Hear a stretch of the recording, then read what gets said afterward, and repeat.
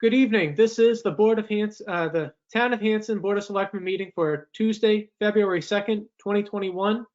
In accordance with the Governor Baker's recent order reducing the number of individuals allowed to congregate at any time to 10 due to the spike in COVID-19 cases, this evening's meeting is being held remotely with reasonable access being afforded via live stream courtesy of Whitman Hanson Cable Access Television at wch.tv/watch/live-Hanson. So with that being said, Ms. Kemet, do you mind reading the announcements? Oh, did we want to do the Pledge of Allegiance? Yep, that'd be great. Okay. Please join me for the Pledge of Allegiance. I pledge allegiance to the flag of the United States of America and to the republic for which it stands, one nation, under God, indivisible, with liberty and justice for all. All right. Thank you. All right. Ms. Fitzgerald Kemet, the floor is yours.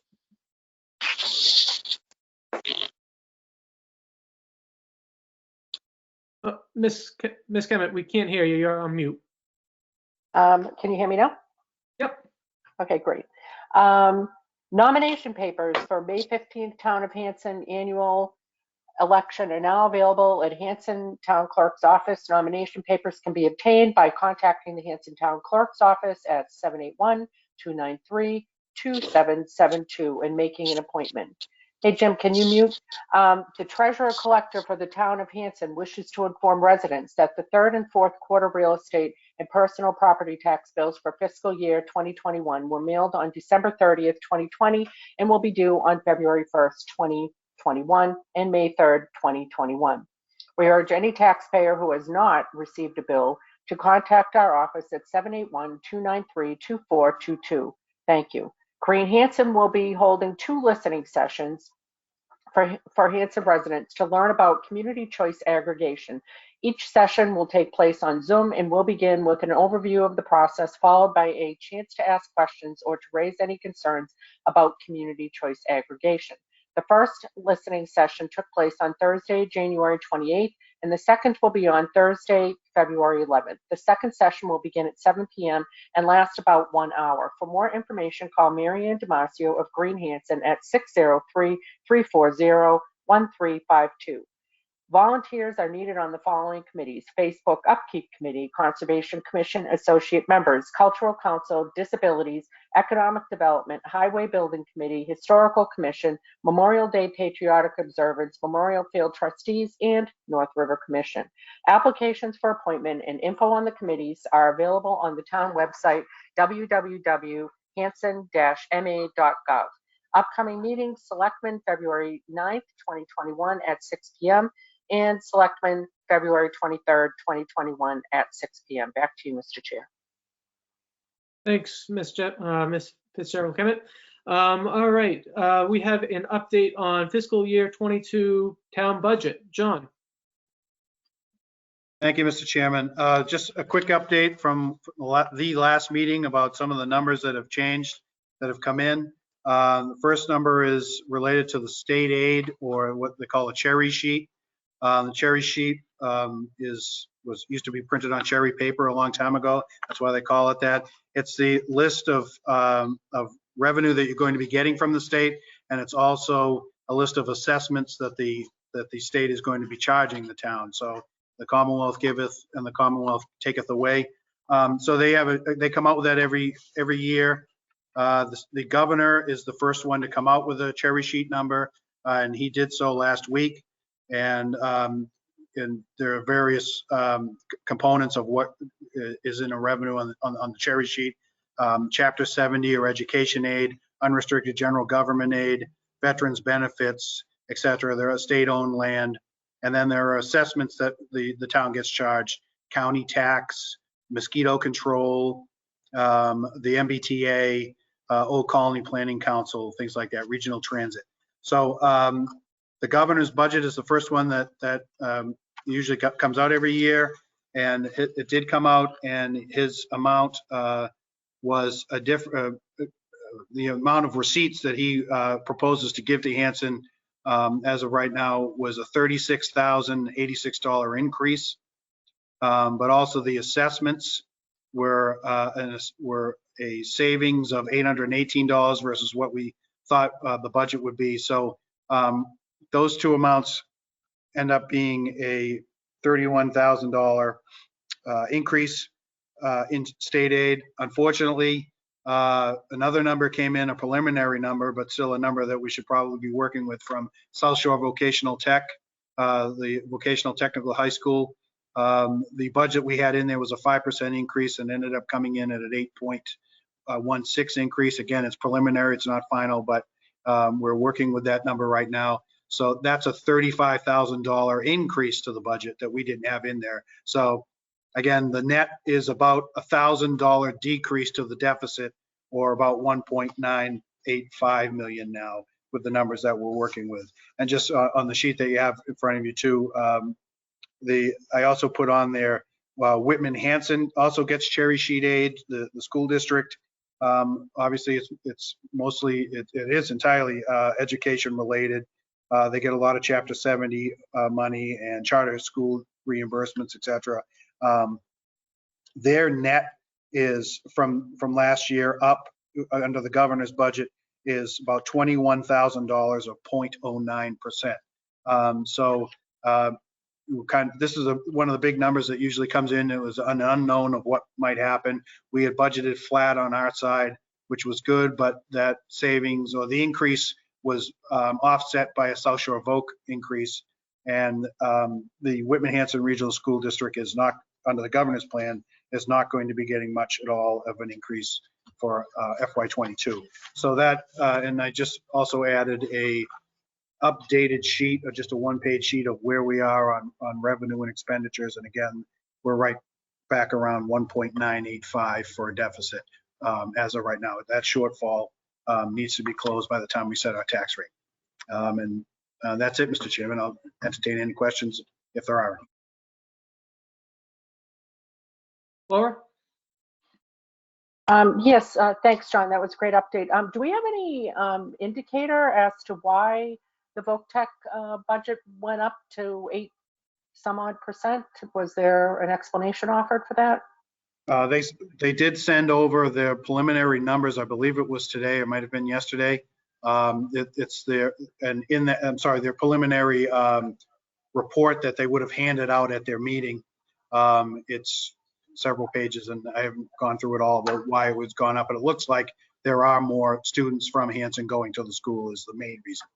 Okay, I mean, I know they do an excellent job, they really do, but it is more expensive than Whitman Hanson. And do we have any insight into when we might have, and I hesitate to say final numbers, but any kind of numbers from the district that, you know, we can start working with?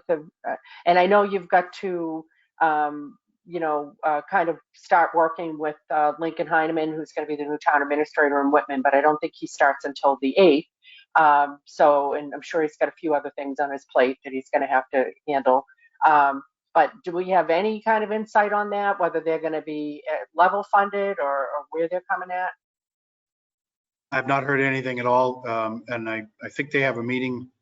Next meeting is it next Wednesday or the Wednesday after? I'd have to double check, but I think it's towards the end of the month where they'll be giving out their budget presentation.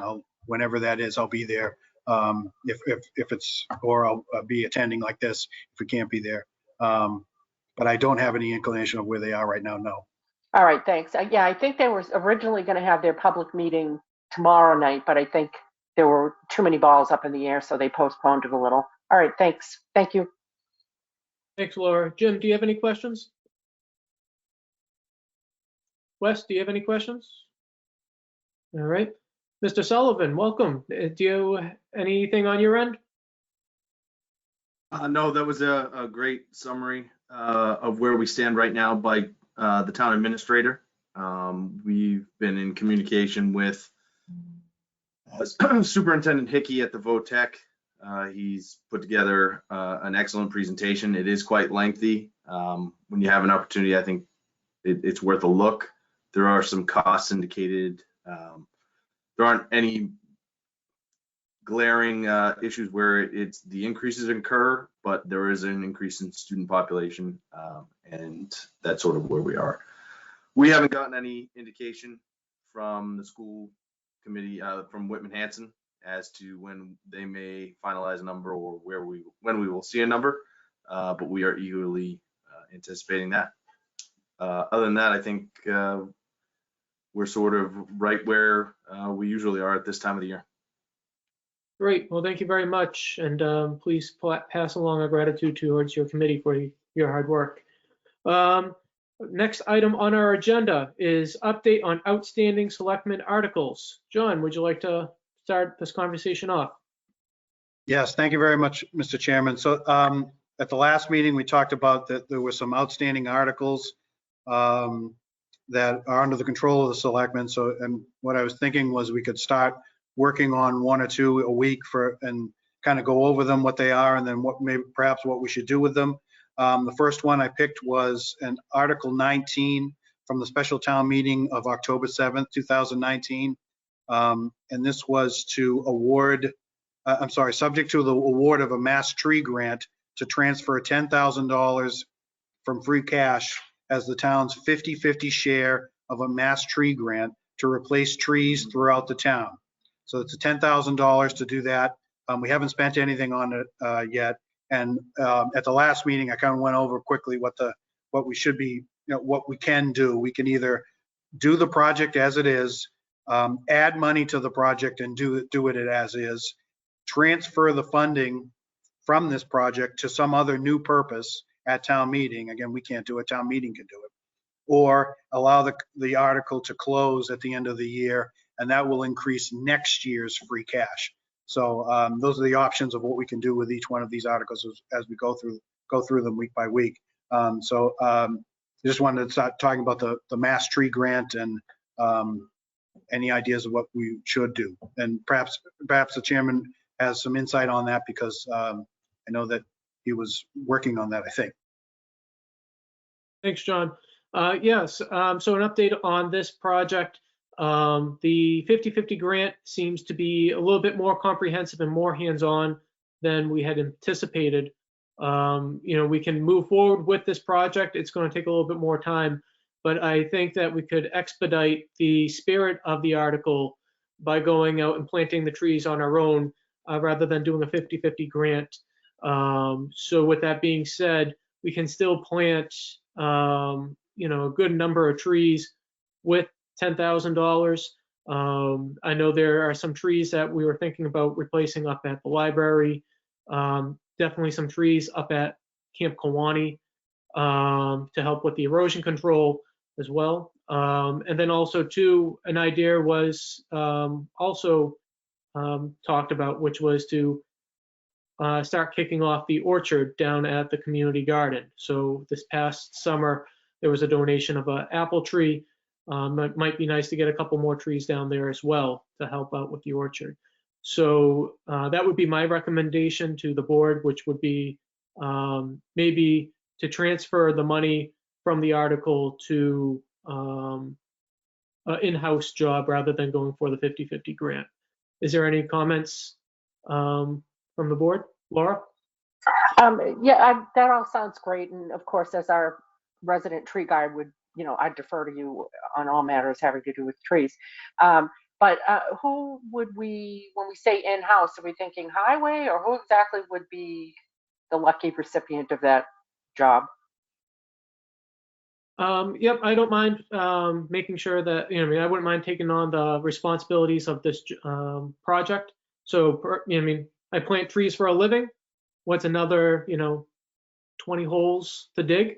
So I don't mind doing the project. I would love to get the community involved, Boy Scouts, Girl Scouts, the schools, if possible, and anyone that would be interested. So I wouldn't mind doing that, as they said. Okay, thanks. Green Hanson would probably get in on it. I'm sure you'd find, a lot of pent up energy come spring when trees can be planted. Jim, I see your mic unmuted. Any comments? Yeah, I actually have a question. This, I thought John said 2018 or 19 at town meeting, this was approved. Yeah, so it's October 7th, 2019, the special town meeting. Okay. So it was approved for a 50-50 split, you know, with the town agreeing that we would put in 10,000 if we got another 10,000. So basically, I guess my question is, so far, 0 trees have been planted and we've received 0 money. So doesn't it have to go back to town meeting if we want to change the criteria of the money? You are correct. Yep. So we did not apply for the grant just because it's a little bit more comprehensive. You have to have a forest management plan and some other documented things that it would just take a little bit longer for us to apply for the grant. So to expedite it, just to get the money spent, the trees in the ground, and the goal achieved, I'm thinking that we could scale down our project a little bit and do it in-house. Okay, I mean, I'm all for that, but it's still up to the citizens to decide if we're going to put 10,000 and not get any other money. You're correct. Yep. If that's the way you want to put it back in, I'm fine with it. Great. So, Mr. Chairman, just so what we would do is, if this the way the board wanted to go, at town meeting, I would have an article to change the purpose from what I just said about the 50-50 share of the Mass Tree Grant to just replace trees throughout the town at, I mean, I don't know what it would say right now because I haven't written it, but it would be something like at the library, at Camp Kiwanee, at the orchard, at the community garden, changing the purpose to what we're talking about. And it would give us between now and May to come up with the right plan so that right after town meeting, or whenever we have town meeting, if it isn't May, we can have a plan and be ready to go that, right away. Correct. Wes, any comments? Yeah, I mean, I'll support you on it, Matt. I'm asking, so we're saying this is going to all be done by volunteers.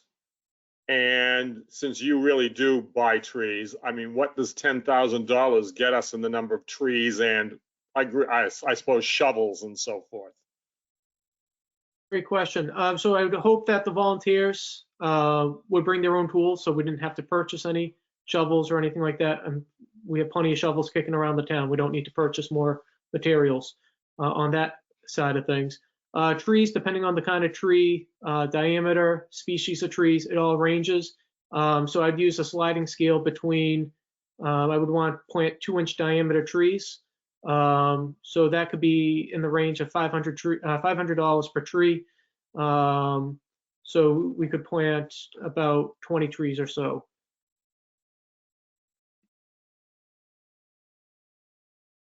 All right. With that being said, I would entertain a motion to bring this discussion to town meeting to move the money from a 50-50 matching grant to purchasing the trees in-house. So moved. We have a motion. Do I have a second? Second. Seconded by Jim. All in favor? Oh, wait, it doesn't have to be roll. Yeah, it does have to be a voice. Roll call, all right. Yep. So, Ms. Kemet, Yes. Mr. Bloss, Yes. Mr. Hickey? Yes. All right, and Mr. Dyer? Aye. So the motion passes. All right. With that being said, discussion of COVID-19 vaccination, staging, and distribution in the town. Jerry, are you on the line? Good evening, Mr. Chairman. How are you? Good. How are you? You guys, can you hear me? We can. Loud and clear. Good evening, everybody. So I had sent the board an email a while back on the 28th with an outline of where we have so far. Is everybody good with that? Any specific questions you want me to go over, or just give you an update? I think just so the public can kind of see where we are, do you mind just giving a quick, brief summary of your email? Yeah, no. So basically, as you know, we hosted a tested site in conjunction with the Board of Health, and we sat down, the Board of Health, Council on Aging, and the Housing Authority. And what we did was we decided that we felt it was important to address the needs of our vulnerable community. So we started the process in mid-December to allow us to become get an MIIS account so we can obtain vaccines and administer them. It was a pretty lengthy process. It took a while, and we were finally accepted. We signed a vaccine agreement, and we were able to obtain some vaccines through Brockton Hospital for our first responders, and about 50 of our first responders obtained their first shots back on January 21st, and they'll be due to get them in the middle of February. Moving forward, it's been very difficult getting information from the state and trying to figure out the best way to go about this. A lot of time between the Board of Health, members of my department, Mary Collins, and Kathy Clark from Meeting House Lane. And so we had a meeting last week, and we decided that we were going to order some vaccines. So we had a logistical meeting on Monday morning of last week, and we had got an email from the state letting us know that we wouldn't be getting any vaccines for a couple of weeks. So we still went on with our plans, and I put the order in anyways, and I'm happy to announce that we did receive some vaccines today.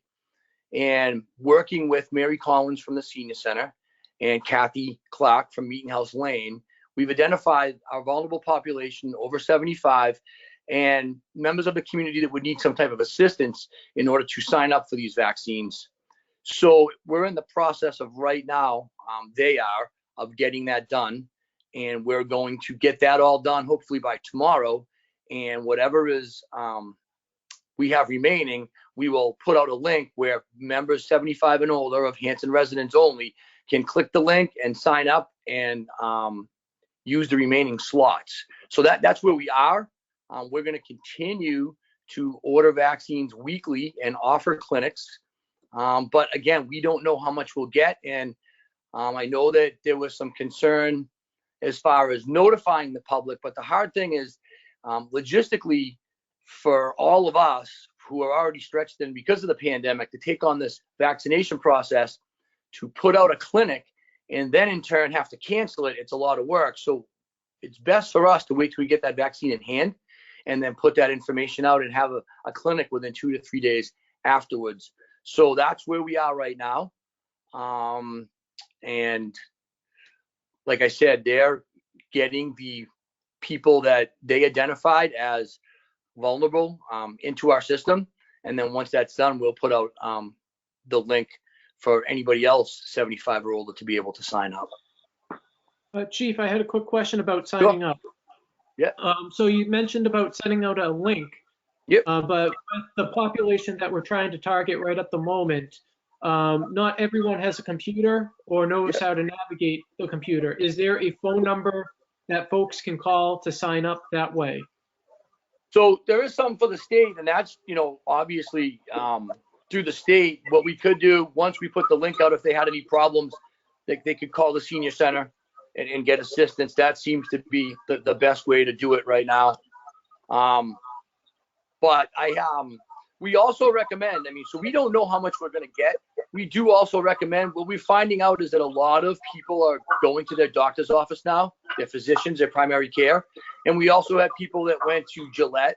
So as we're calling some of these people that we're on, I'm not going to say a list, but we know that are vulnerable, they've already taken care of getting it. We still recommend that you check with your primary care physician and get one whenever you can. That's most convenient for you. We were notified by the Marshfield Board of Health yesterday that on or around February 15th, they're going to have a drive-in clinic at their fairgrounds, and it's been opened up to Hanson residents. And again, that would be going on the state website and signing up. Once that becomes available, we will have to put out the information for them to be able to call so we can report somebody that can't sign up, how to do it. All the people that we've got calls from, when I've spoke to, we've got a couple today, as long as they can get onto Facebook and click that link, very simple. It's very simple for them. If they sign up for Facebook, at least the program that we're using, it's very simple that they can sign up on. And if not, then we can have them reach out. I'll put that out that they can reach out to Mary Collins at the Senior Center, and she can assist them. Great, thank you. I'll open up questions to the board. Ms. Kemet? I don't really have a question. I just have a great deal of gratitude, Jerry, for you persisting in this. I know it's very competitive getting these vaccines, and I appreciate you going to bat for our elderly folks. So I thank you and the rest of the team that helped make this happen. Well, thank you. And like I said, it's been a team effort. We're working hard with Mr. Stanbrook also. We're using CARES money to fund this. So obviously there's a cost for us to do this. We have to have an ambulance standby. We have to have people and clerks to check the people in that are, you know, certified and vetted because of HIPAA violation. I mean, HIPAA procedures. So there's no violations. So we're finding out that it's quite a process. But once we get through our vulnerable community the best that we can, it's going to be up to the town on how they want to proceed. I think taking on, I'm just being honest, that the general public is something that could be very difficult for us to perform with the staffing that we have, but that's something we can look at once we get through this. And just one other thing, Matt, I'm sorry. Jerry, I hear you, and I don't know that we'd expect you guys to take on the whole town. At some point, people are, the people that are capable and able-bodied and mobile, will have their own ability to get the vaccines. But one thing, if you could just kind of put this in, noodle it, think about it, whether we might also be able to think about vaccines for our town hall employees, so that, we can protect them as well. I know Whitman and some other surrounding towns have done that. So whenever they end up coming into the queue of, of the priorities according to the state of when people can get the vaccination shots, I just ask you to take that into consideration.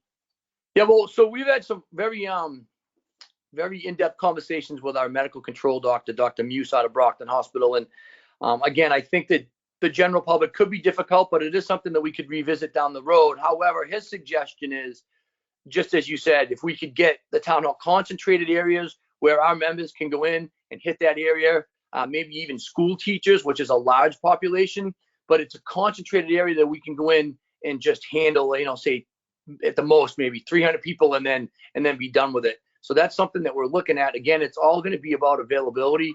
My hope is that, a couple weeks from now, the availability should be a lot better for us in order to get it. We can only get the Moderna. We cannot store the Pfizer. So, yeah.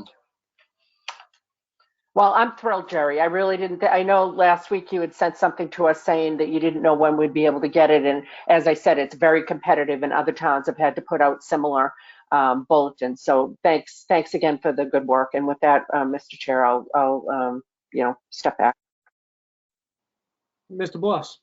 And just to say, thanks to Jerry from all of us. And I've also heard good reports regarding Mary Collins telephoning our elderly residents. And I'm just going to assume that she's keeping a list. Yes, some residents already have means of getting the vaccine and are saying we don't need Jerry's help. But if there's a list of those who say we're available for a shot when it's available at Meeting House Lane or whatever. It's just a good service Mary's doing too by telephoning.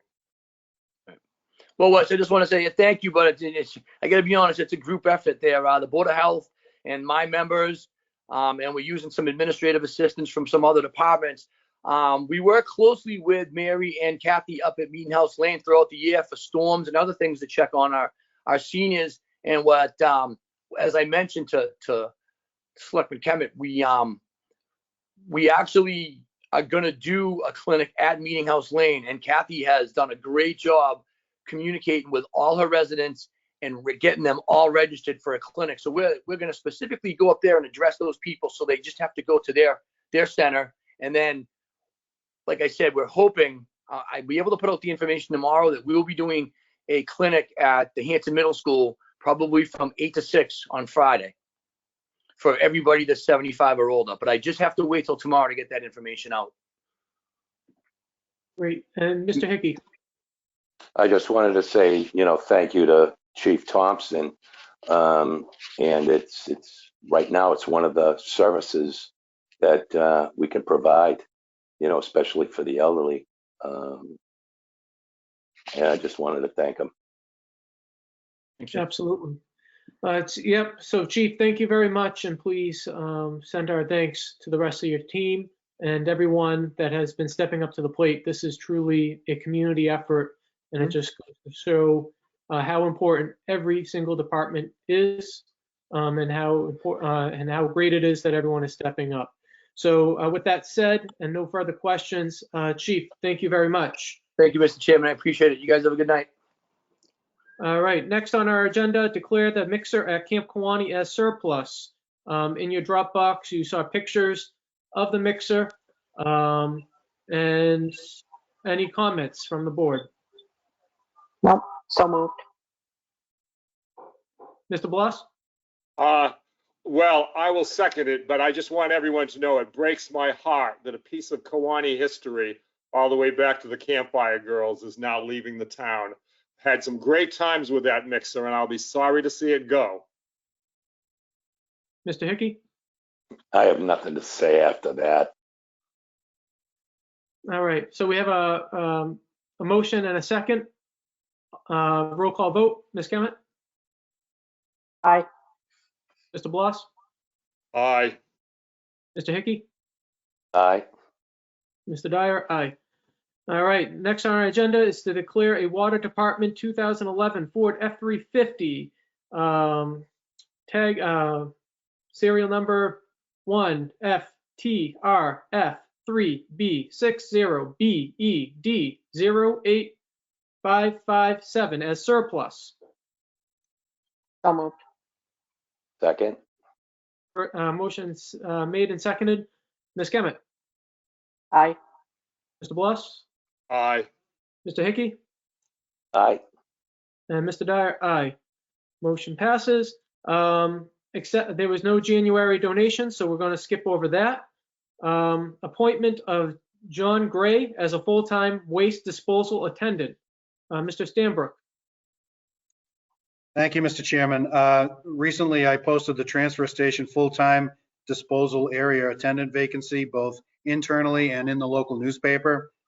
I received 4 applications for the position. Board of Health agent Gilbert Amato and I then interviewed all 4 candidates. And while all 4 candidates had good qualifications, John Gray Jr. of Hanson stood out well above the rest. I'm confident that John Gray Jr. of Hanson will be an asset to the Hansford transfer station.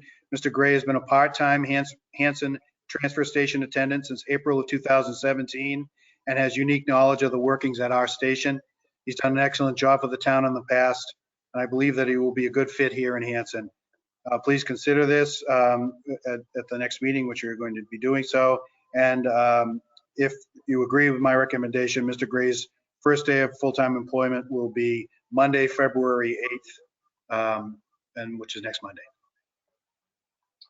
With So that moved. being said, motion's been made. Do I hear a second? Second. And Second. seconded? All right. Roll call vote. Ms. Kemet? I've heard fabulous things about him, so welcome on board, John, and thanks for stepping up. Mr. Bloss? Aye. Mr. Hickey? Aye. All right. Mr. Dyer? Aye. All right. Congratulations, Mr. Gray. Moving on to old business. Mass housing request for comments on the site approval application for Cushing Trail. Mr. Stanbrook. Thank you, Mr. Chairman. We have a deadline of this Thursday to submit comments to mass housing on this potential 40B on Cushing Trail. I see Attorney Tallerman is on. Welcome. He's going to be helping me along on this one. Make sure that we do the proper things. So I'd like to just, and there are several other people on that may have comments about it. So I'd like, if I can, Mr. Chairman, I'd like to throw it to Attorney Tallerman. You could kind of walk us through the process and what we should be doing going forward. So, as Kate has probably mentioned to you all, Selectmen or Select Board input is a feature of the early stage of a 40B project when an applicant is seeking that kind of go forward letter, or what they call a project eligibility letter, which if granted would allow someone to proceed to the Zoning Board of Appeals. In cases where a select board is against a project, this is the one opportunity to really provide your advocacy against it. Where same thing, if a select board is really in favor of a project, they would say something here. And where a select board, as it appears here, is really just trying to point out areas where the project could be improved, this is a good opportunity, because what will happen is that if a project eligibility letter is granted, as is normally the case, the Mass Housing will spit back in the project eligibility determination the concerns that a select board lays out, and note that the applicant should address those issues at the Zoning Board of Appeals stage. In a more drastic circumstance where there's a true flaw in a project that is pointed out by the select board, Mass Housing may just deny the application or delay it until there's changes. Here, it doesn't appear to be the case. Now, Kate has, with some of my input, has drafted kind of a template letter for you where that you could add to. There's a few places to amend. I think, John, you have that. That's been given to the board. That's correct. Did everyone get that? Did we send? I'm not sure whether we sent that out. Okay. No. We'll use it as a, When was it sent to us? Hold on a sec. It was sent to me this afternoon, and we did not send it out to the board. So the board hasn't seen that draft letter. Sorry about that, Mr. Talon. Okay. Could, through you, Mr. Chair, is it possible for John to just simply read it to us? I don't know how lengthy it is, but, you know, and then maybe Greer simultaneously could send it to, I don't know, just to try to expedite, because we really are under the gun. This has got to get back to them on Thursday. Right. Let's see. I'm going to go get a hard copy of it right now, and I can read it to you as soon as I get the hard copy. Actually, I'm not going to go get it. Greer's going to go get it. Let me see if I can forward this along to you guys. And just by way of a little background, did Kate's letter sort of incorporate all the feedback that we got from the various land use boards?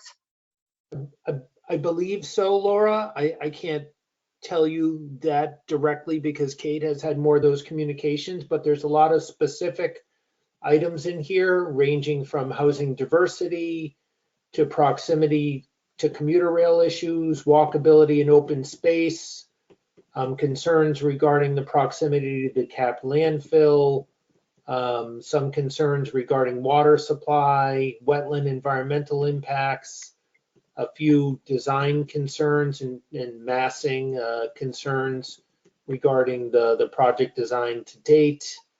Looks like there's a placeholder on the developer's credentials, and then a conclusion. Those were the issues that she broke out into a bunch of paragraphs, which I take it from my conversations with her previously that those came from either you all or other town officials. Thanks.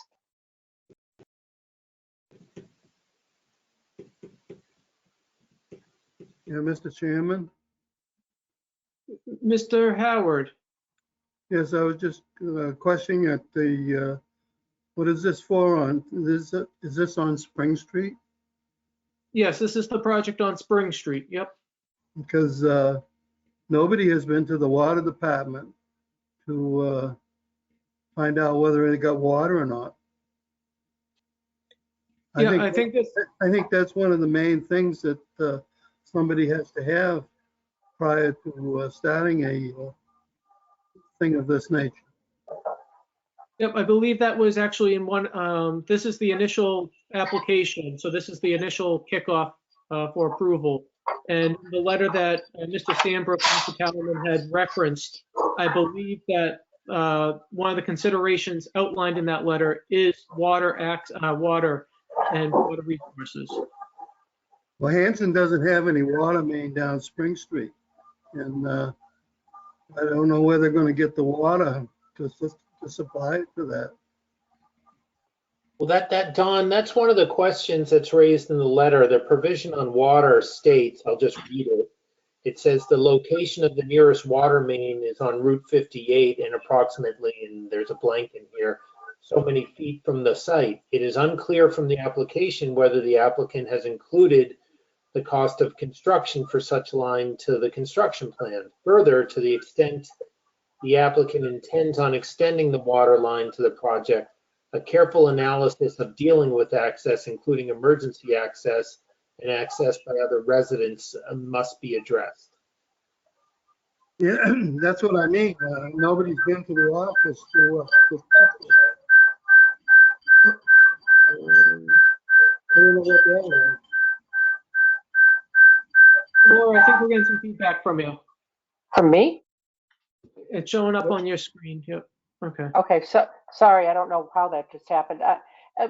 Mr. Chair, I guess, but in this application, the applicant says that they have water, that there's already water on site and that there's already septic on site, but that is not the case. All right. Hold on one second. We'll have John read the considerations and then we can add to it, or we can discuss it as a board on which direction we shall go. John, are you all set? Yes, I'm all set. Thank you, Mr. Chairman. And this is a draft from Kate that Mr. Tallerman was talking about. So this is on behalf of the Hanson Board of Selectmen, please accept this response to the notice of application for project eligibility and site approval submitted by Cushing Trails Realty Trust, the application.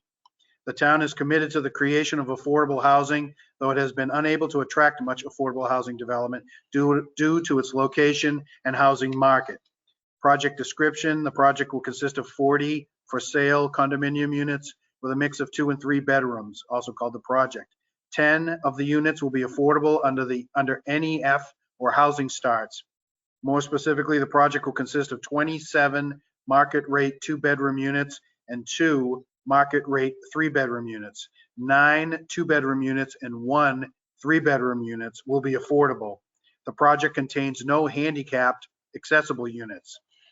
The Hanson Housing Production Plan, that the town of Hanson has an approved housing production plan, which contains a comprehensive housing needs assessment, outlines the potential barriers to affordable housing, sets forth the goals, development strategies, and action plan. Though the application presented is in its preliminary stages, the board requests that the project comply with the housing production plan. Housing diversity: in some respects, that project meets some of the needs by creating home ownership opportunities for somewhat lower income range people. However, the board requests that the project be modified to include a larger number of 3-bedroom units as affordable. Specifically, one key finding in the housing production plan is that Hanson has few families with school-age children other than other South sub-region communities. Again, under the heading proximity to commuter rail.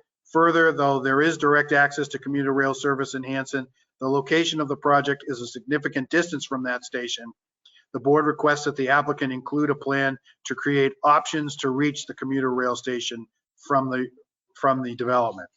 Walkability and open space. The town primarily consists of single-family homes. The project creates a 40-unit development, which will further the need for affordable housing. That said, the board suggests that the project be more mindful of the residents' ability to enjoy the outdoors. Though the application indicates that the project creates or preserves open space or passive recreational facilities, the plans do not show that this goal of providing usable and accessible outdoor space has been met. Again, while 72% of the site will remain open space, there are no walking or bicycle paths which allow the residents to access the space. Under the heading proximity to capped landfill and munitions area, the applicant must demonstrate that the location of the project relative to the capped landfill will have no detrimental effects on the residents. This includes demonstration that the construction will not interfere with the aquifer. Further, the project site abuts a former munitions factory, which is not yet fully remediated. Underwater, as Mr. Howard was speaking about, the location of the nearest water main is on Route 58 and is approximately so many feet from the site. We don't know the amount yet. It is unclear from the application whether the applicant has included the cost of construction for such a line in the construction plans. Further, to the extent the applicant intends on extending the water line to the project, a careful analysis of dealing with access, including emergency access and access by other residents, must be addressed. Again, wetlands and environmental impacts under that headline. As you know, the Commonwealth's fourth Sustainable Development Principle requires that a project proponent protect and restore environmentally sensitive lands, national resources, agricultural lands, critical habitats, wetlands, and water resources, and cultural and historic landscapes. The project site is located in an area which is prone to flooding, so this project must ensure that both surface and groundwater remain on site. Under design and typology issues, the board is concerned about the project's lack of consistency with the surrounding neighborhood. Again, it is an applicant's burden to establish that its proposal will promote better site and building design in relation to the surroundings, as in cited in chapter of the general laws, chapter 40B, subsection 20. To that end, the provisions of 760 of the Commonwealth of Massachusetts regulations, or the CMRs, 56.04, parentheses 4, parentheses small c, require that project eligibility not be issued unless an applicant can prove that the conceptual project design is generally appropriate for the site on which it is located, taking into consideration factors that may include proposed use, conceptual site plan and building massing, topography, environmental resources, and integration into existing development patterns. And then I think at the end here, it's just a comment about the board should seek to ensure that the project is consistent with guidance given by the Massachusetts Department of Housing and Community Development, of the DHCD, recommending that the massing of the affordable housing project should be modulated and or stepped in perceived height, bulk, and scale to create an appropriate transition to adjoining sites. And then there was a conclusion, and there's also a blank heading of the developer's credentials and integrity. And then there was a conclusion. That's all right. I mean, that's pretty much it. Attorney Talman, do I read the conclusion? And I think this is just a draft, so. The conclusion doesn't appear to be particularly germane to this project. It might need to be tweaked for this particular project. Yes. Yeah, this was that was just a leftover sample conclusion that we've used in another letter. All right, great. So I know that over the weekend, I know constituents have reached out voicing their concerns, and I want to make sure that I acknowledge what our constituents have said, many being abutters, having their concerns about the proximity, as stated in the letter that John just read off, to the landfill and the factory pond site. So with that being said, I want to just kind of open it up to our board here and see what you guys think at this time. Ms. Kemet? Yeah, I've got quite a few things. I think honestly, Kate or /Jay, the Talman team hit the high points. I'm concerned stormwater management. I didn't see anything in there about septic, which again, the applicant made a representation that there was septic already in place. And my concern with that representation is that if you are from a town that you would take for granted that you would have town sewer, you might not think much of that. But of course, we all know we don't have town sewer in Hanson, and that can add a significant cost to a project. And it's certainly something I would think Mass Housing and, the bank financing this, et cetera, would be interested to know that there in fact is not an existing water connection and there is not an existing septic. Those are two pretty large costs. Also, one of the things Mr. Hickey had alluded to last week, and I'd like to kind of drill down a bit on that, is we lack clarity on what the different amenities are for the affordable housing piece. And I'm hopeful that it is not the applicant's intention to have all of the affordable units abutting the town dump in Rockland. I am hoping that that is not the case, but we don't have anything in there that really differentiates. So what I'd like to propose is that maybe could we say that we would like to see the affordable housing mixed in with the rest of the units, and maybe that was already the objective, I don't know, but the application itself just doesn't get into any clarity on that. And in fact, in the section where it says, this is just off of memory because I don't have it in front of me, where it says, please state what the different amenities are, it's left blank. There's nothing there, but it states there will be different amenities. And then I'm not sure whether Kate really drilled down on this or not, but one of the things that we heard loud and clear from all of the people that live around there was traffic. They're concerned about, if there's 40 units, let's say everybody's got like 2 cars, give or take, that would be like 80 to, I think somebody had said 100 cars coming in and out. And I just think about how jammed up that intersection at Damien's already gets. So I don't know, what's being done in the project, and maybe Kate kind of alluded to this, to kind of mitigate that, make sure that there's, that the traffic is being integrated into what is already a little problematic area. And I speak from firsthand experience going that way every morning when I had to commute. So I know that's a lot to unpack, but I think most of the stuff was already hit. But the main thing is traffic, and then I'd like to know what the different amenities are, and to make sure that those units aren't going to be the ones next to the town dump. Thank you, Ms. Kemet. Mr. Hickey or Mr. Bloss, I see your mic's on. Yeah, I certainly was not prepared for the public outcry. I guess that surprised me. And I have no idea about the history of this project, whether it started before my time. It's like I'm understanding that it began as 8 units, has now moved up to 40. None of that has come before me before. John is giving me a hard copy of the 40B handbook, which I will start digging into. I started it online, but there was so much to unpack there. Kind of what, like Laura said, it's going to take a little bit for me to understand where we're going. And I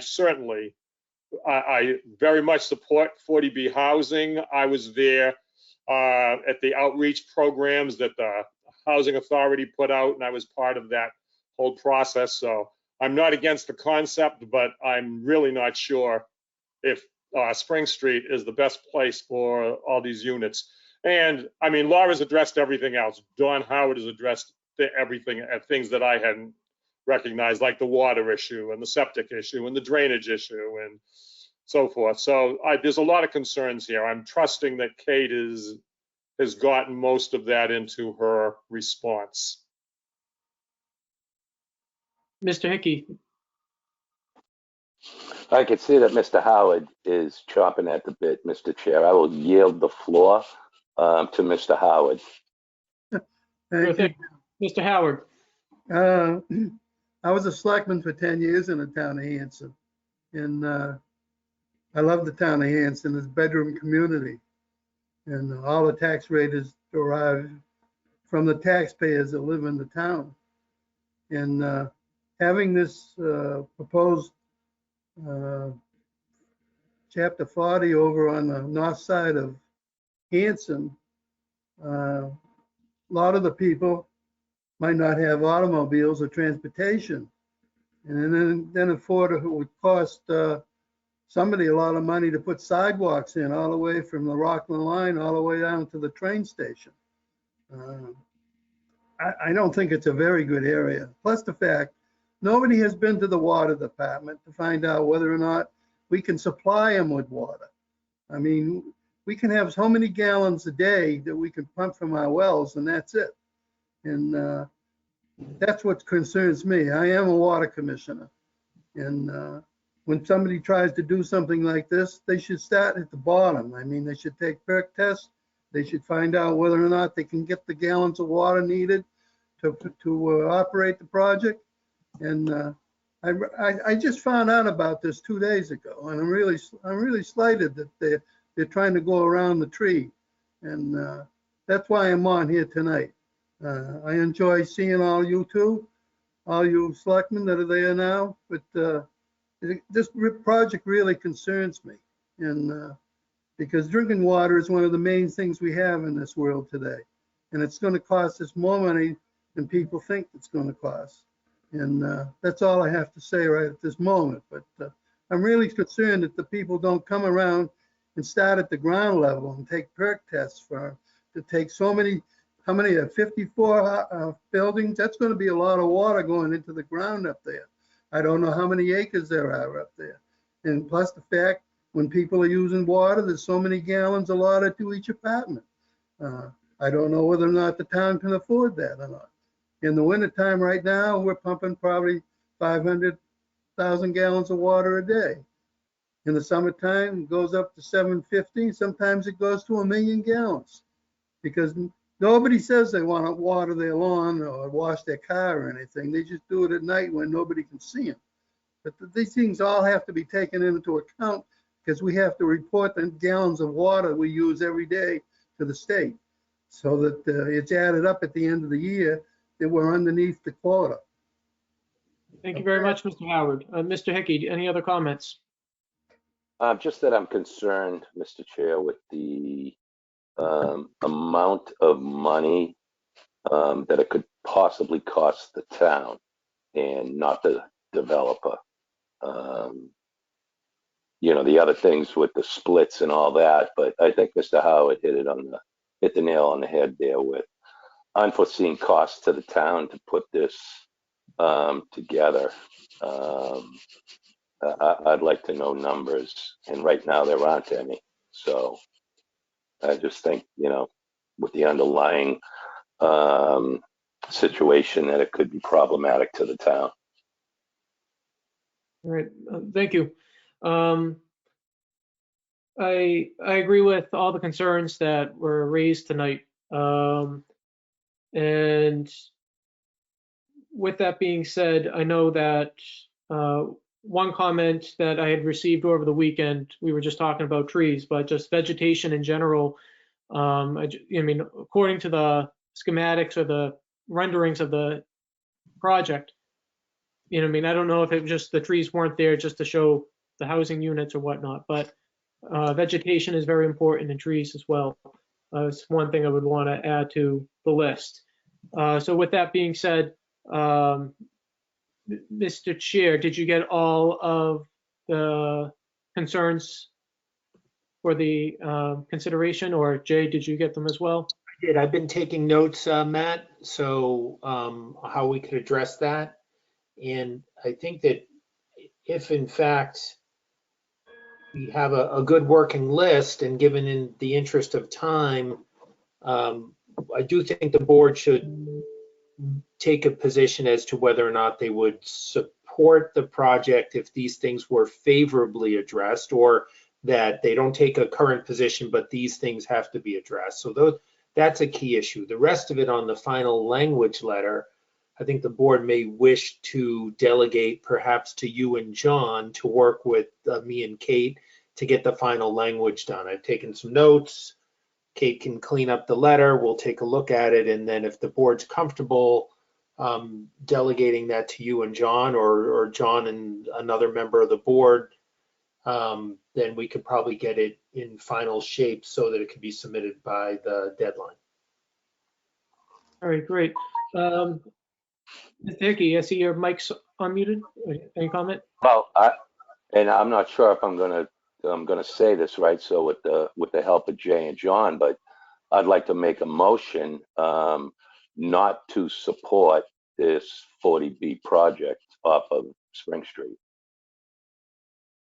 So, Mr. Chair, could I just clarify, Jim, are you saying that, I know this sounds weird, I don't know how to articulate this. Are you saying we don't support it, or that we're neutral and we want to wait until we get a response back from the applicant in Mass Housing, saying how they're going to address these issues? I'm not sure which one you're saying. No, I wasn't saying one second to you, Laura. Sorry, I just saw Mr. Cushing raising his hand. But I'm going to just hold on one second, Mr. Cushing. Mr. Tallerman, is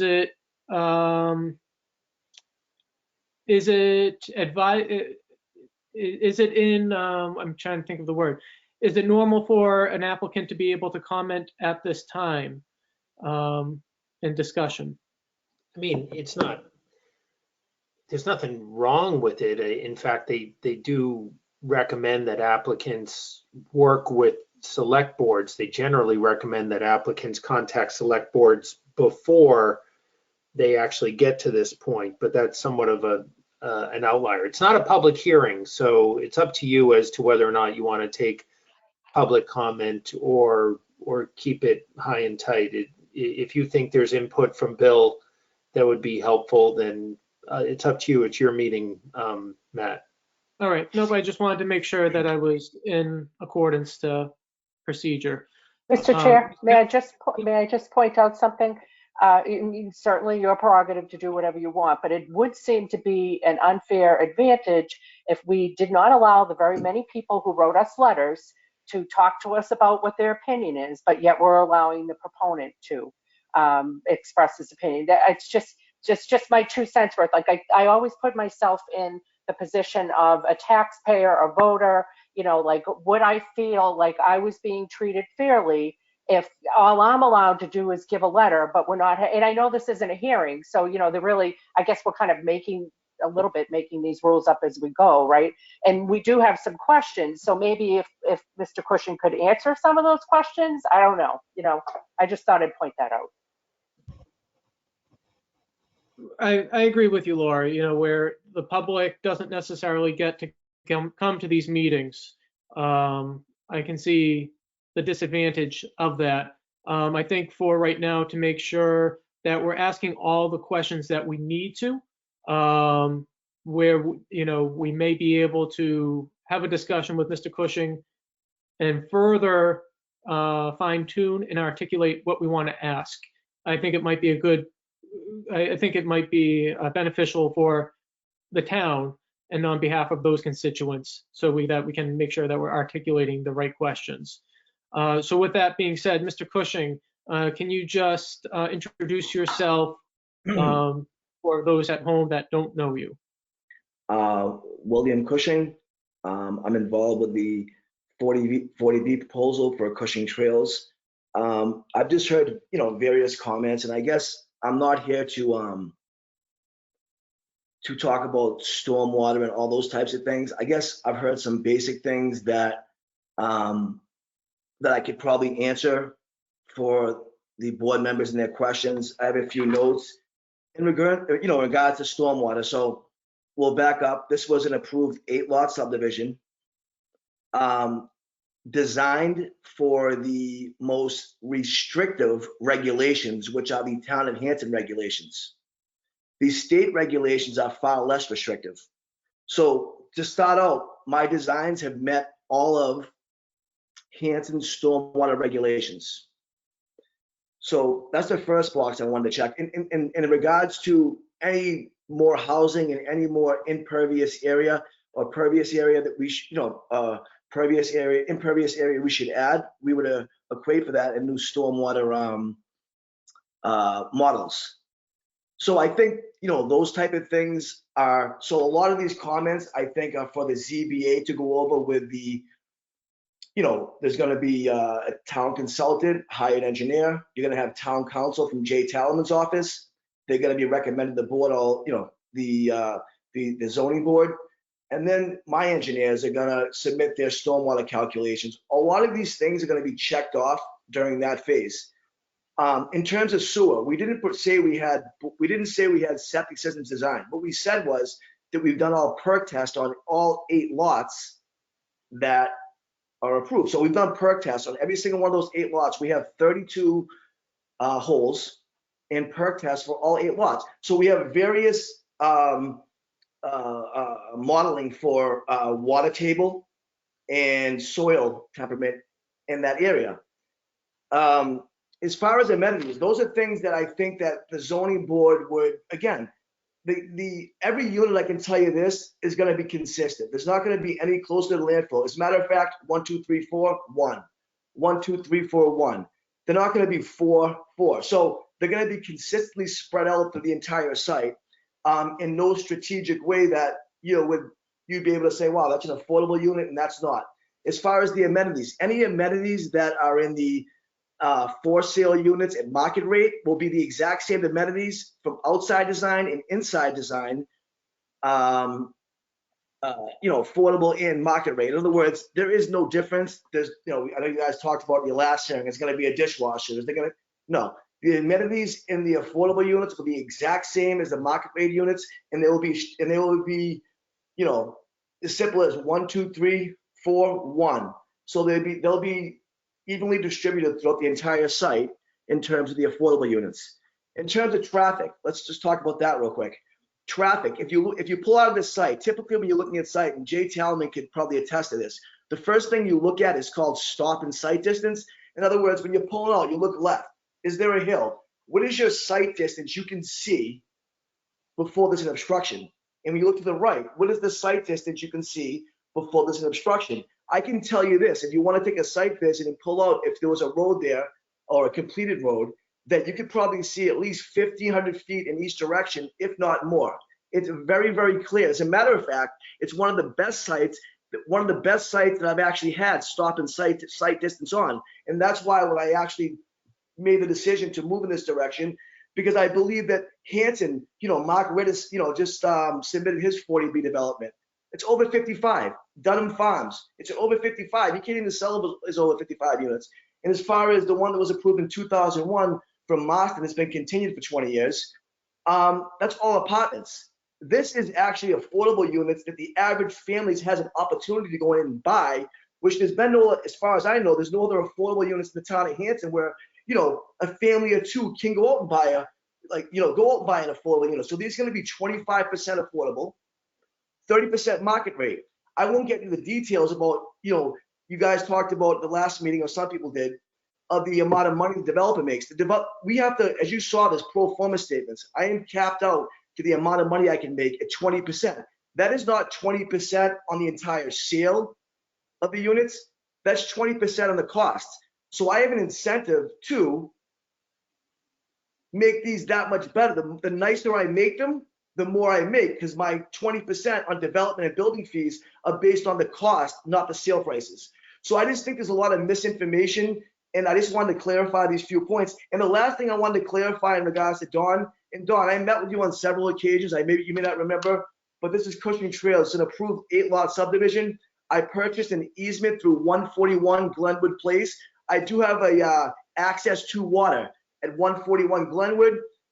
What I told you I would do is loop the main up Spring Street at the cost of myself to make an entire loop. But I do have access by easement through Glenwood Place, which is on record with the Registry of Deeds, and the planning board's aware of that. So those are the points that I wanted to touch on. And if you have any basic questions in regards to things of that nature, not intricate design details, because by the way, we haven't submitted any intricate design details. Those are for my engineers to submit and for the board and the board's engineer to review, and Talman's office to go over.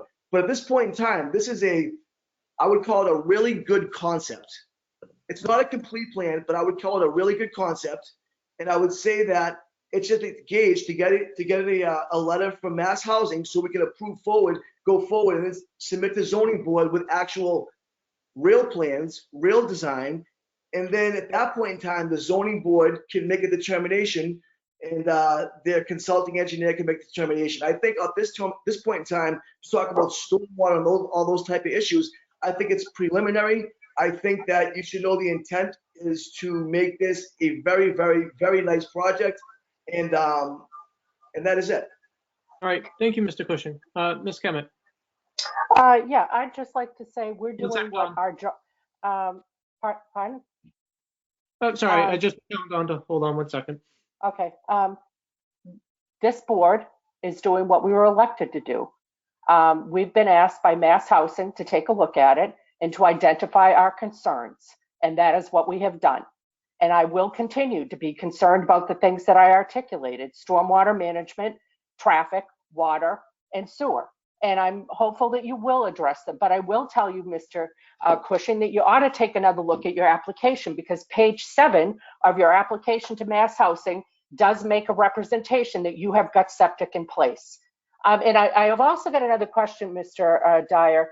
I have to tell you, my Irish is up right now. I don't appreciate being spoken to the way that this proponent has just spoken to this board. I find it to be very disrespectful. And I don't think that any of us were disrespectful in our comments to him. And so I just want to make that point. And I'd also like to ask, is Mr. Cushing the applicant, or is it Miss Brown, the trustee of the Cushing Trails? I'm a little unclear on who the actual applicant is here. All right, we'll put that, Mr. Cushing, I'm going to hold off. I gave you your time. We'll put that question, Ms. Kemet, if it's okay with you, into considerations. Totally fine. Thank you. Mr. Bloss, Mr. Hickey, any last considerations? Hello? All right. And Mr. Howard, any last considerations? I know you just stepped away. All right. With that being said, we have to keep this meeting moving. But Mr. Howard, was there any last considerations? Well, no, I was just going to ask Mr. Cushing about the, No, but I'm not going to have any more cross-examination or anything along that line. okay. It was for, I mean, you guys can talk offline. Mr. Sullivan, seeing how you haven't said anything, I'll open it up to you real quick.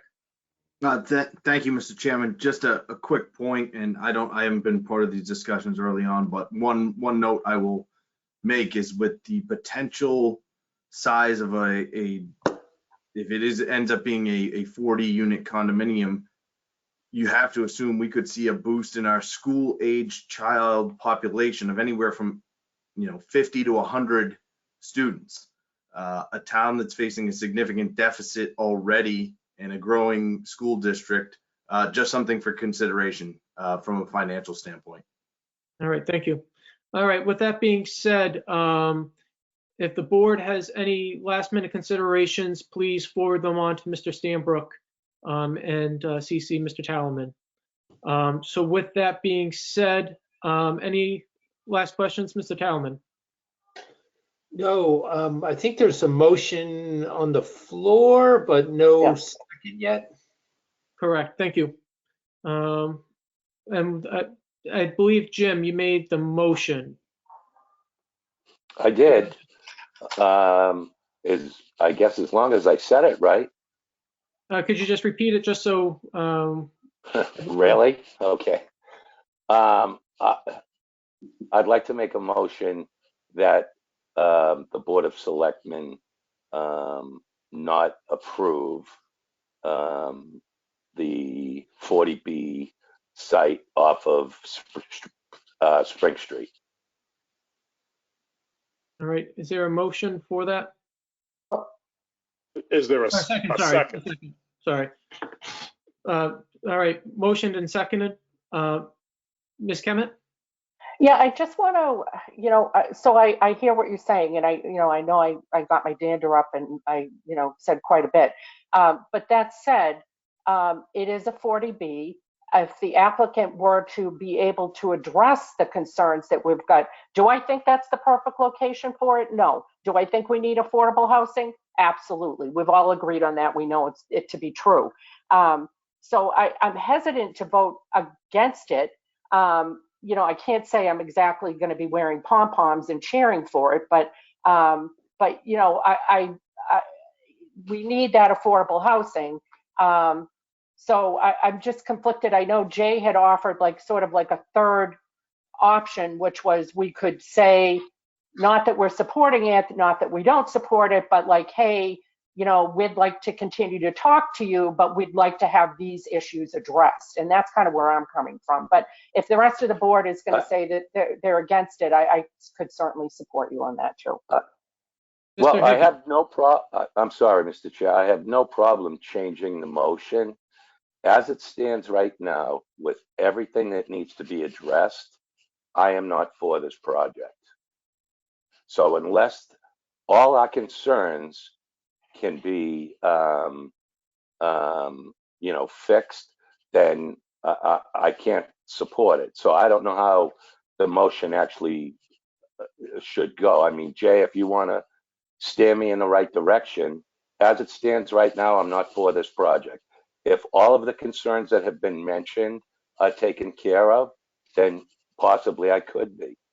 So Jim, I think you're kind of writing the motion, I think with Laura's input right there. So I think what you're saying is that, you know, we have insufficient information to approve or to reject this project right now, but we have a number of concerns, and these are the concerns that would have to be addressed favorably in order for us to support it, and that we recommend that the Mass Housing carefully review each of these matters before issuing project eligibility. And if that's the tenor of it, then I think that, and I think Laura put it well, and I think that that's kind of where you're going to.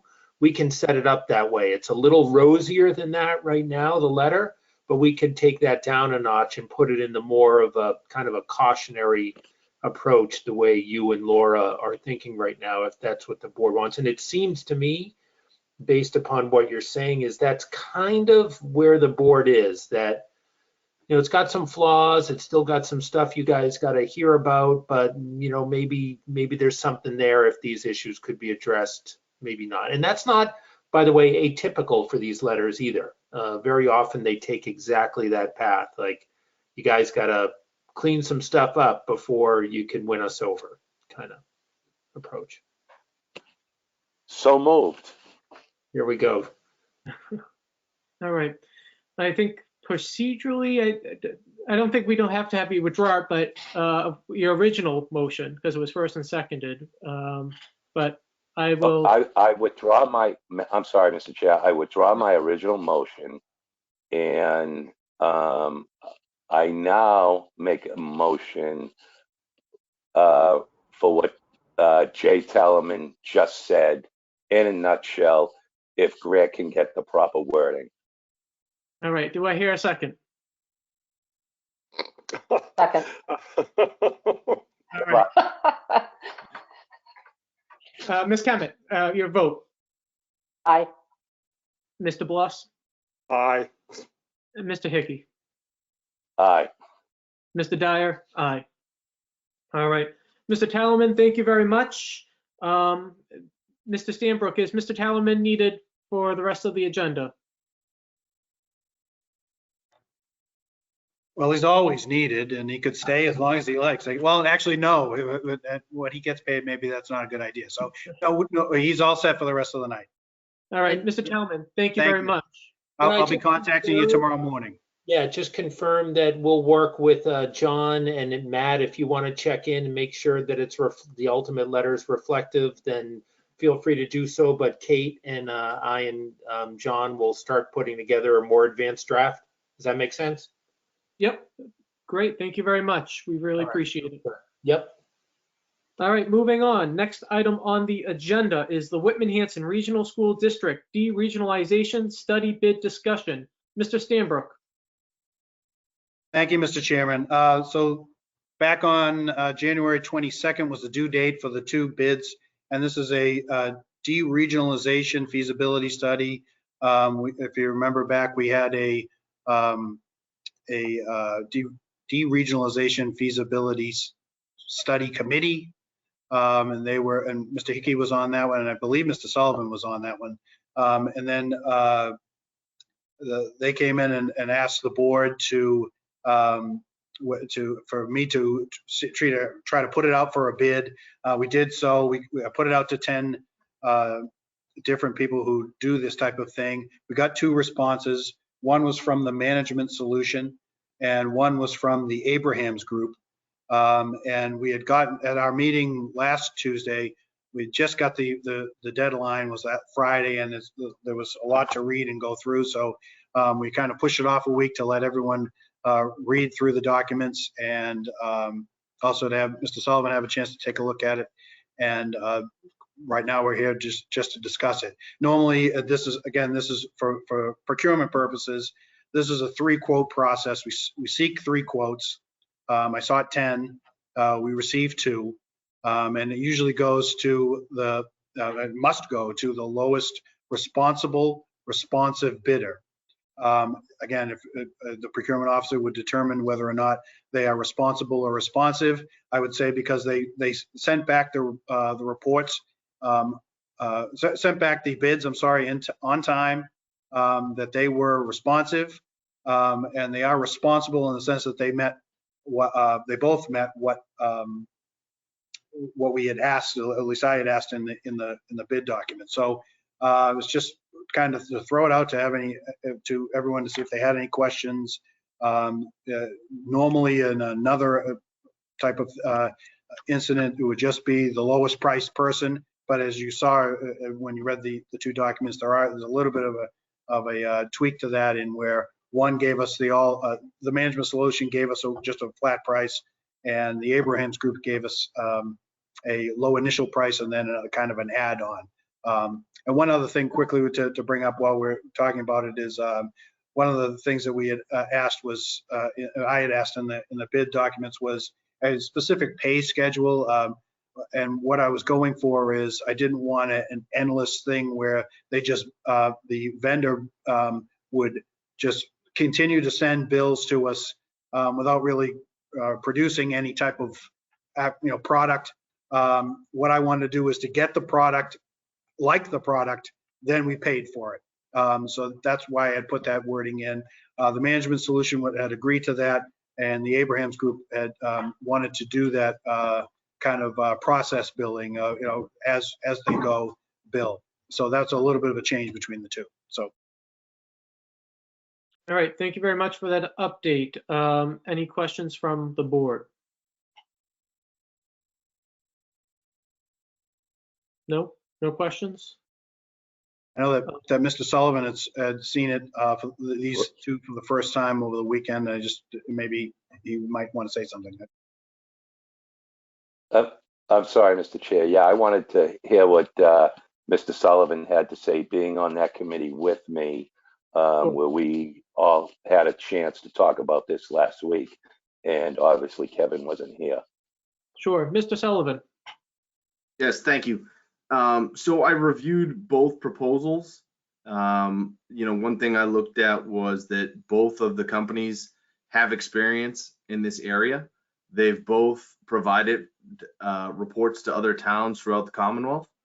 We were looking at, I had some concerns with one proposal as the billable, it seemed to be more of a billable hours, where it could quickly go from a $15,000 to $20,000 project all the way up to, if I did my calculations right, about $65,000. And I don't know if that much beyond, I don't know if there was that much of a difference. Both reports are very comprehensive.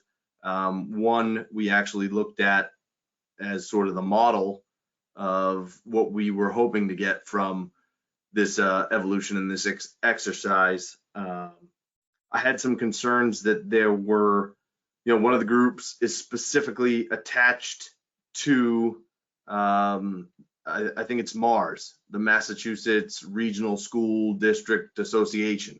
So they work in conjunction with that. I don't know how much that would sway it. I thought that, again, both were very comprehensive. Both were well put together. I think it was exactly what the committee was looking for. And if you had a chance to read through all of them, that level of research was why we determined as a group that it was beyond the scope of what a group of citizens could tackle in their spare time. I mean, these are very well put together, very well thought out, very in-depth reports done by professionals that, I think Mr. Hickey will agree that as a group, we gave it a shot, and we realized that to be able to sit in front of the town and present this as, here are our options. It was just something that was going to require this level of professional service. So, in my opinion, and if that's what the board wants, I have a clear cut. I think it's, you can evaluate it that the product seems very much the same. One is a fixed price, and I think it has some benefits of being a fixed price, something that we can get. I don't recall if both of them had a deadline, but I know one of them had a very specific deadline that we could go to the town with and say, they guarantee a product to us by a date, and then we could present that in whatever format, whether it be, I don't know if it was in time for town meeting, but a forum after the fact in time for a special town meeting in the fall.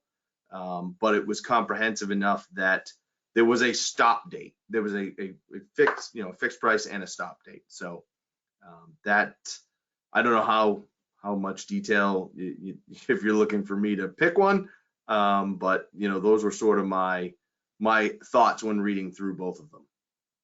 Mr. Sullivan, do you have a preference on which? In my preference, I'm looking at it, I'll say dual-hatted, and this is just my preference, having sat on the De-Regionalization Committee and being, the chairman of the Finance Committee. I would go with the TMS proposal. It is a fixed price proposal. I think we could find, after discussion, we could find the allocated funds to cover that cost, either out of the reserve fund through a potential transfer. The other proposal, it's very good. It's very in-depth. It's very intense, but it's also fairly open-ended. I look at it as it could end up running us anywhere upwards of $65,000, which versus a fixed price of $19,500, $19,500, I believe was the price from TMS, that I would go with TMS. Thank you very much for your opinion. Mr. Hickey, anything further to add? Might be kind of frozen. I'll give you a second. Mr. Bloss. Only to echo what Mr. just said. No, go ahead, Mr. Hickey. Sorry.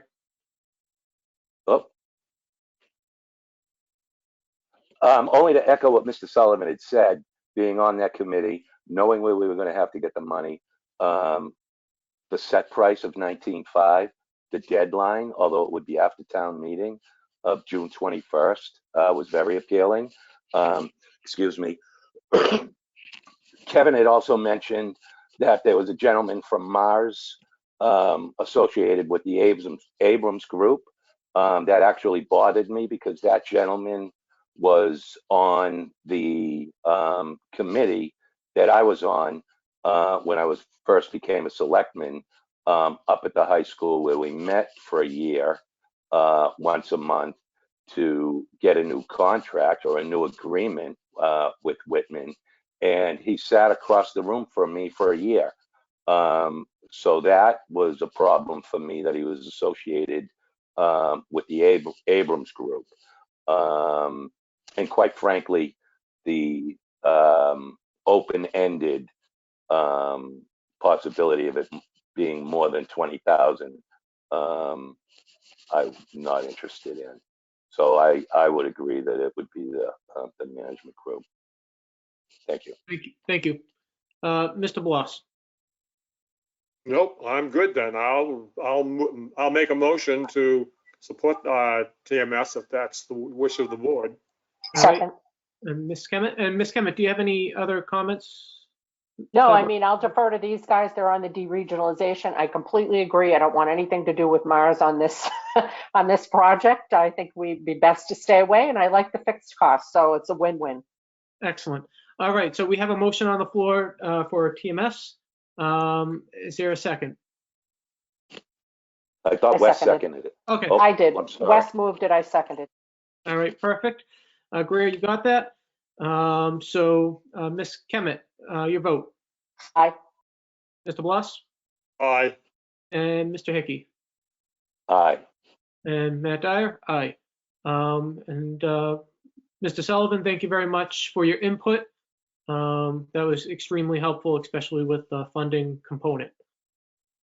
So with that being said, minutes for August 27th, 2019. Has everyone reviewed those? Yes. All right. Any corrections or anything like that? All right. Motion to approve. So moved. Second, anyone? Second. All right. All right. Motion's been made and seconded. Ms. Kemet, Aye. Mr. Bloss, Mr. Bloss abstains. right? You were absent. And then Mr. Hickey, Aye. and then Mr. Dyer, aye. All right. Town administrator's report. John. Mr. Chairman, there was one more there. After Whitman Hanson Regional yep. School. Thank you for catching that. Discuss the Mukwon School redevelopment request for proposals results, and I can. You want to kick that off? Quick update on that. Okay. So the deadline was last Wednesday for the Mukwon School redevelopment request for proposals. We received 3 responses. We're going to be meeting this Friday, the Mukwon School Redevelopment Committee. I think that's, and we're going to be discussing what the next steps are. So that's, we received 3 proposals, and we're going to be working on that this Friday. Great, thank you. All right, so moving on to town administrator's report. Whenever you're ready, John. Thank you, Mr. Chairman. So at the January 26th, 2021 Board of Selectmen meeting, the board authorized me to sign payroll, vendor, and withholding warrants on behalf of the board through February 28th, 2021. So I have signed the following warrants on behalf of the Board of Selectmen since the last meeting. One warrant dated January 21st, 2021, warrant 30 for $510,910.33. That was a vendor warrant, and the major invoices on that warrant were $460,000 around that of water debt. Another warrant I signed on behalf of the board was dated January 21st, 2021, warrant 30 PR of $138,079.83. That's a payroll warrant. Another warrant dated January 21st, 2021, warrant 30 WH for $26,322.93, which was a payroll withholding warrant. A warrant dated January 28th, 2021, warrant 31, which is a vendor warrant for $510,735.07. Again, the major invoices on that warrant were $265,000 of general fund debt service and $223,000 of fire self-contained breathing apparatus, or SCBA gear, and $200,000 of that $223,000 was funded by a state grant. Another warrant I signed was dated January 28th, 2021, warrant 31 PR, which was a payroll warrant for $137,875.50. Another warrant I signed was January 28th, 2021, that was dated that day, warrant 31 WH, which was a payroll withholding warrant of $25,919.42. And finally, the last warrant I've signed since the last meeting was dated January 25th, 2021, warrant W18V012521 for a negative $782.40, and that was a correction to a Chapter 90 highway payment. So those are all the warrants I've signed. Moving on to new business, I received a letter from the American Federal, State, County, and Municipal Employees, or AFSCME, Council 93, Local 17. There's a letter to bargain. That begins the formal process of beginning the union negotiations with the Highway Union and the Town Hall Clerical Union. The existing agreement expires on June 30th, 2021. So those negotiations will be starting up soon. And then also I received something from Mr. Tallerman, who is gone for the night, regarding some new zoning rules at town meeting. And they're fairly extensive, and I'm not going to read the whole thing, but I'm just going to try to hit the highlights of it. It was in the Dropbox for you all to see. Some of the things that have changed, MBTA communities must have one district of reasonable size where multifamily housing is permitted by right. It must have no age restrictions, and it must be suitable for families with children. Again, this was a law passed January 21st, I think it was. Sorry, January 14th. That's when the governor signed it.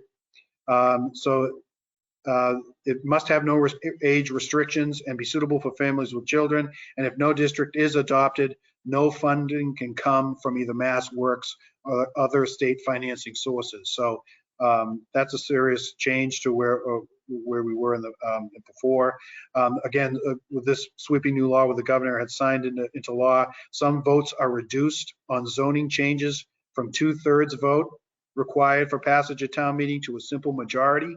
And those bylaws that would, and there's several of them, if a bylaw that would allow multifamily housing or mixed use development by right is gone to from 2/3 to a simple majority.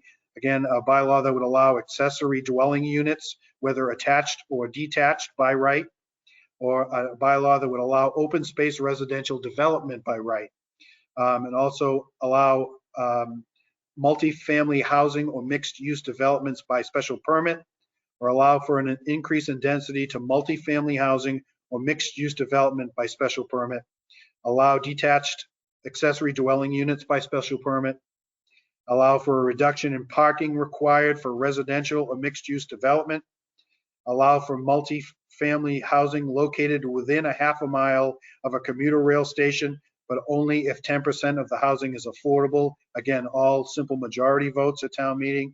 Allow for mixed use development in centers of commercial activity, but again, only if 10% of the housing is affordable.